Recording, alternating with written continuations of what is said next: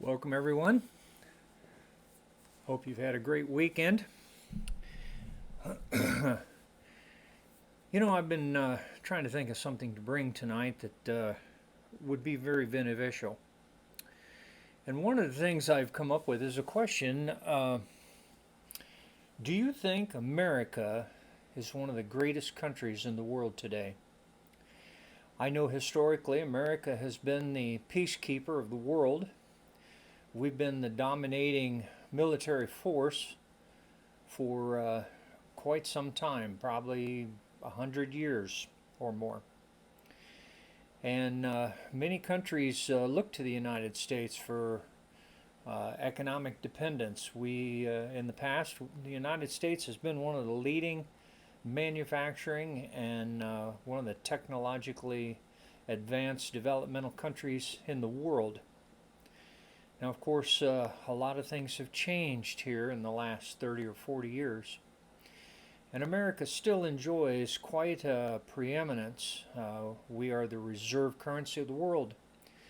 And that means that we made a deal with the Saudi Arabians back in the 70s when we went off the gold standard. And instead of buying our oil and paying in gold, which is what they wanted, we went off the gold standard. But what we did is we made an agreement that all global contracts that they would settle for other countries buying oil, they had to settle that with American dollars. So the American dollar has become the global currency. All contracts are made in dollars, pretty much up until here, maybe the last 5 or 6 or 7 years. And with other countries having to have American dollars to settle their global trade accounts, it's made America quite in a position of control. America has been a powerhouse for decades. So my thought is that in Revelation, when it talks about the antichrist taking down, 3 horns, that's the symbol, taking down 3 kings. Then it talks about other kings who give their power to the Antichrist. We also know that America is a country comprised of highly independent people. We are probably some of the most independent people in the world. We really think we're something. So could you imagine America bowing down and giving their authority and their power to a global leader and saying, come and run our country, take over, fix things for us? And the answer would be, nobody 40 and older would ever imagine anything like that happening because of the perception that we have of how great America is, how powerful America is, our military, our economics, our economy, our technology, our development. We're just one of the strongest nations. But maybe that would explain what's happening these days. And the fact that just within a short period of time, America is rocketing into the toilet. I wouldn't sit here and lift up one president over another. That's not the point. But under Trump, our country was advancing in a certain direction. We were trying to secure our borders and protect it from a massive inflow of immigrants. We were making tough agreements with other nations that we weren't going to give away our money. We weren't going to buy their favor, and we were going to play hardball, and we were going to make deals that were in the best interest of our country. And since Biden has taken office, all of that has unbelievably falling apart. They're predicting 1 million immigrants are coming into this country. in the coming months. There's a massive amount of money that the government is spending to bus these people around the country and put them up in hotels and take care of them. And of course, they're going to have free medical and they're going to be taken care of. And it's surprising when we can't even take care of our own poor in our own country. And so many families are having a very tough time right now. But who would have imagined that this great country where the affluency of being able to go to the store at any hour and buy whatever you wanted. And today we are beginning to see shorted supplies, a lot of upheaval, shortages of food. Some of the stores around the country are beginning to exhibit bare shelves, and I think the latest is that maybe 500,000 sea containers are standing off of our shores holding goods that can't get to their destination. I personally know of a friend of mine who ordered a set of antique car tires in August, and he's still waiting to get them with no idea when they're coming. They were being manufactured in Vietnam, and they have not arrived yet.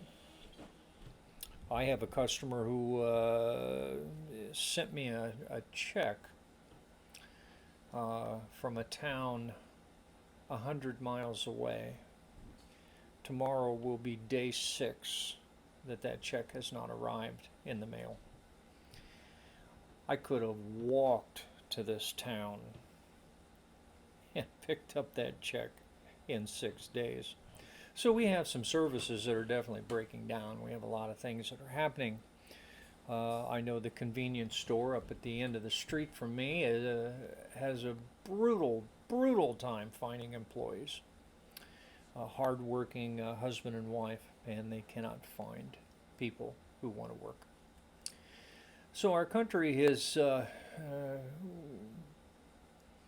slipping from its status as the #1 nation in the world.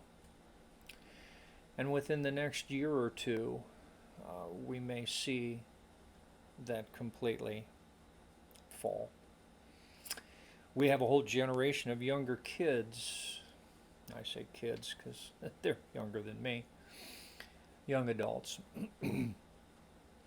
who have a completely different view of our American history, and they have no pride in America. In fact, they feel that America is illegitimate and does not deserve the status that it holds, that we're the bully of the world. And I would have to confess that some of our politicians behind the scenes have bullied other countries using our great economy to push other countries around. Unfortunately, that probably is true.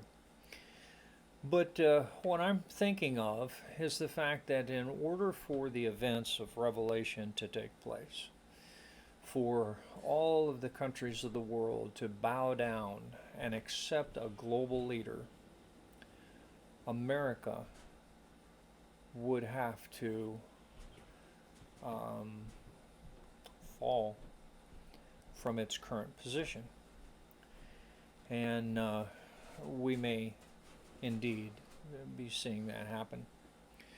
I know there's a tremendous movement to reclaim America and make America great again. And I would like to see that happen. But if God's plan is unfolding and His kingdom is coming, and the kingdom I'm talking about is at the end of the 7 years of tribulation after the failed attempt of Antichrist to take over the complete world, his armies will be destroyed, and he will be taken and cast alive into the lake of fire. And then God will bring in His great kingdom. So if that kingdom is pushing into history as part of God's plan, that God has determined that as sure as He is God, this is going to happen, then it could be that evil is going to have its way and America is going to, that great nation, greatest constitution, government papers that were ever devised, our Bill of Rights, all of that is going to end up going by the wayside. And a nation, once the caretaker of the world and the citadel of freedom and the shining light of all that was good in this world, much of what is good in this world, will have to fall and lose its place of prominence. So that's something for you to chew on as a believer in Jesus Christ. And we might have to accept the fact that this is what is going to take place in the next 2, 3, or 4 years. We have a presidential election coming up in 2024, and I believe there'll be somebody who will rise up who will claim that they have the fix for all of our problems. And indeed, I think that might be the platform for the antichrist. But America is in free fall right now. So as a Christian, what can you do? Well, I keep advocating over and over and over again, if you're not reading in the scriptures every day and drawing close to Jesus Christ and knowing God through His Word, you'd best be doing that. You had best be having a strong relationship with the God who can take you through the things that are probably going to be coming. And I'm not talking about Christians entering the tribulation. I'm talking about believers seeing the beginnings of tremendous hardship and tough times. And just in case you think things are bad now, you just wait. And of course, the expectation is that Jesus will return for His bride and take us out of here before the rise of Antichrist and the events that we see in Revelation and in Daniel, the terrible plagues, the tremendous hardship, the tremendous persecution of those who will turn to Christ during the tribulation, the annihilation of much of the Jewish nation, and all of those things which will cause so much chaos that it'll make the people of the earth rethink what they believe. And that's what I think will drive the great, I wouldn't call it a revival, but the great outpouring of God's Spirit on flesh to glean from the world, make everybody make up their mind who you're gonna worship. So that's what I wanted to point out. Don't be discouraged. Draw close to Jesus. Live in the Word. Get yourself into church and fellowship with other believers. You'll find a safe haven there, place that you can refresh yourself, replenish your spirit, so that you can face into the tough times and the strong winds that are going to blow in the coming years. Because I think it's going to take a couple of more years to see the complete displacing of the power of the United States to become a nation that will become subservient to a global leader. So that's my 2 cents worth. If you like this video, be sure and hit the like button. And if you're listening to this and you're not a subscriber, please subscribe. I'd like to think that each week I can bring something that you would find encouraging and something maybe you didn't know before or hadn't thought of, or just a fellowship through this video as like-minded believers. If you think there's something in this video that's worth somebody else listening to, please share it with others. And you can go to www.whenthekingdomcomes.com, which is a website that talks about a book I wrote, When the Kingdom Comes, From Global Chaos to Eden. And indeed, the purpose of these videos is to make known the book. The book has so much that can help you focus your vision and help you see a coming kingdom. And you can look past these dark days and you can look forward to an unbelievable period of time in history. 1,000 more years of human history. 1,000 more years of life on this earth, and you and I will be here to see it if you're a believer in Jesus Christ. So that's it for this episode. And I'd like to just tell you, I'll see you all here, there, or in the air.